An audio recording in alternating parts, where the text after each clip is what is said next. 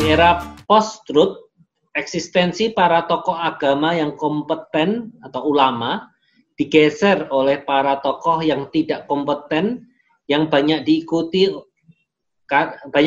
karena didukung oleh media. Ulama diganti dengan para agamawan selebriti, jemaah diganti dengan followers. Karena itu terjadi pendangkalan pemahaman agama atau pemahaman agama yang parsial. Bagaimana sikap kita menghadapi persoalan ini? Terima kasih Pak Amin. Terima kasih Pak Daniel. Silakan Pak Amin. Iya. Apa ya, kita ini sedang bahasa Jawanya itu lagi kemaruk gitu ya. Kemaruk itu apa ya? Lagi seneng-senengnya apa? Digital tadi pakai media tadi itu. Ya, kita lagi kena disruption di situ. Jadi ya semua kehidupan ini mengalami disrupsi, mengalami gegar budaya. Oke. Termasuk gegar budaya keagamaan barangkali ya. Gegar budaya. Disruption di situ gegar budaya karena media itu tadi. Suka tidak suka kita tidak bisa menutup media, lalu menciptakan lingkungannya sendiri kan tadi itu. Yang tadi Anda sebut menjadi followers dan menjadi yang dulu jamaah yang sekarang followers. Begitu ya. Lalu muncul kiai-kiai atau ustadz-ustadz baru begitu yang canggih menggunakan alat-alat media ini tadi gitu. Nah, lalu ya itu memang harus kita hadapi, itu realitas baru kan. Realitas baru yang harus kita hadapi, kita nikmati, kita ada pergeseran otoritas itu. Otoritas tradisional yang dulu melalui pesantren, kalau udah disebut kiai atau gus atau apa itu luar biasa itu pengaruhnya itu. Nah, sekarang kan itulah social change itu memang seperti itu. Nah, sekarang karena muncul media itu lalu digantilah dengan apa tadi istilah Anda tadi ulama atau ustadz selebritis tadi itu. Nah, ya kita berharap lah ya semua fenomena itu. Lalu Anda tadi bilang bahwa terjadi tidak tahu lah menjadi bukan lagi spiritualisme yang mendalam, tapi ada consumerism di situ. Oke.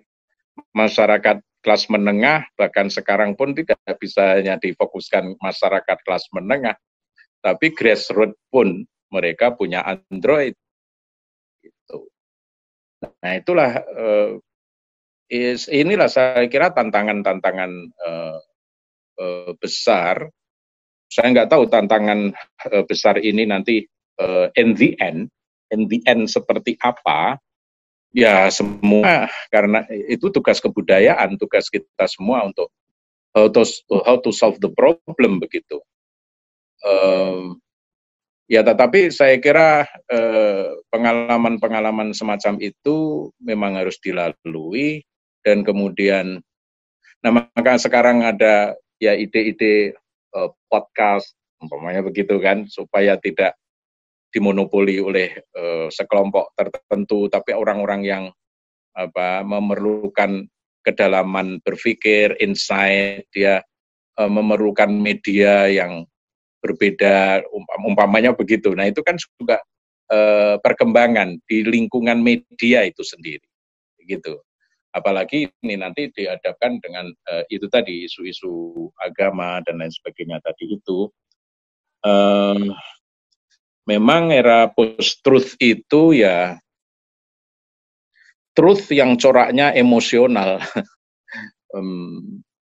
Maka di dalam era digital ini, para pemikir kan yang perlu disampaikan kepada anak-anak itu di level SD, SMP, SMA, mungkin perguruan tinggi, tidak cukup tidak cukup di dalam pembelajaran sekarang itu yang coraknya scientific skill.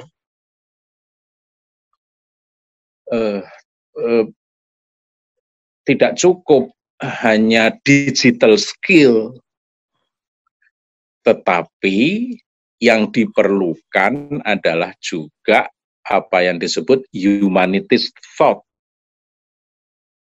Nah, seperti yang kita diskusikan hari ini adalah humanities thought sebetulnya. Bagaimana nilai-nilai Pancasila, bahwa gitu kan, di dalam konteks beragama berpancasila tadi itu ya, beragama di ruang publik yang Pancasila, itu kan bukan sekedar scientific skill, tapi itu kan ada humanities thought untuk tidak menyebut socio-emotional skill. Saya kira zaman akan menemukan sendiri ya. Saya kira generasi anak-anak yang baru lahir sekarang, yang dia lahir langsung sudah ketemu dengan media, saya kira dia juga punya ijtihadnya sendiri ya. Nantinya. Kita aja yang gagap-gagap sekarang ini. Tapi kalau mereka, saya nggak tahu kegagapan ini akan berlangsung berapa lama. Tetapi pada anak-anak yang lahir langsung dia sudah tahu digital platform itu, saya kira cara berpikirnya di dalam mengkombinasikan antara scientific skill atau digital skill dengan humanities thought dalam artian socio-emotional skill itu harus seimbang. Gitu. Oh, kalau tidak berat sekali itu. Berat sekali itu betul-betul ya itu tadi ya paling enggak menyakiti orang lain, tidak menghormati, itu tidak respect, itu tadi, itu paling tidak. Nah, kalau naik-naik ya war, dan mesti dia akan terkena proxy war tadi itu. Jadi hidup akan penuh dengan kegelisahan, hidup akan penuh dengan kegundahan, dan mungkin juga kalau kekuatan socio-emotional skill-nya tidak dibangun, maka ya dia akan mudah tersinggung, akan mudah breng gitu ya, akan mudah breng untuk tidak menyebut konflik. Nah, maka saya kira diskusi dilemina semacam ini bagus ya, karena memasuki humanities thought, tidak lagi digital skill gitu. Nah, humanities thought itu atau